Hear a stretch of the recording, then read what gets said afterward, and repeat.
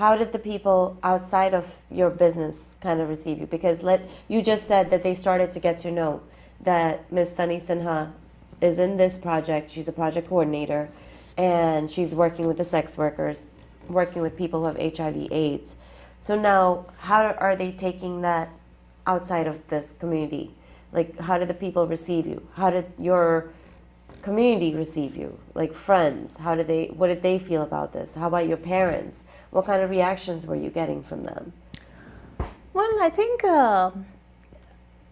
it's, if you make a lot about it and then you take those.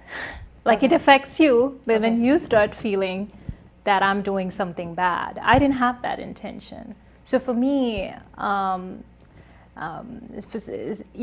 didn't. I mean, I know her as a woman, so for me, she's a person I know, and what she does wasn't.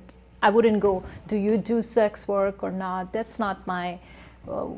That wasn't my first level of curiosity to know if I met a woman in that project.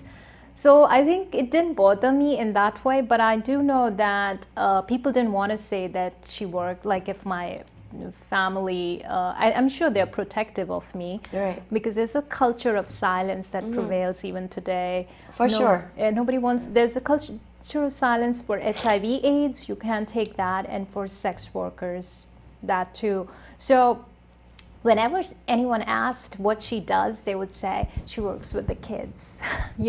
She does social work. She works with the kids. That's what was communicated. I don't think anybody went out. I even now wouldn't go out. Like there is a level, like it's people just perceive you differently if you just said you worked in an HIV prevention. They don't see it from a health point of view. And sexual health and sexuality is very repressed in India, and that's a big problem. Especially in Calcutta. Yes. I mean, I think overall, not just in Kolkata. Yes, for sure. Mm-hmm. You also mentioned in your article the same thing that I just asked you about. Your parents worried that what would people think if they saw me with these women. And the other thing that you mentioned was the fact that this made seeking matrimonial alliances for you very difficult.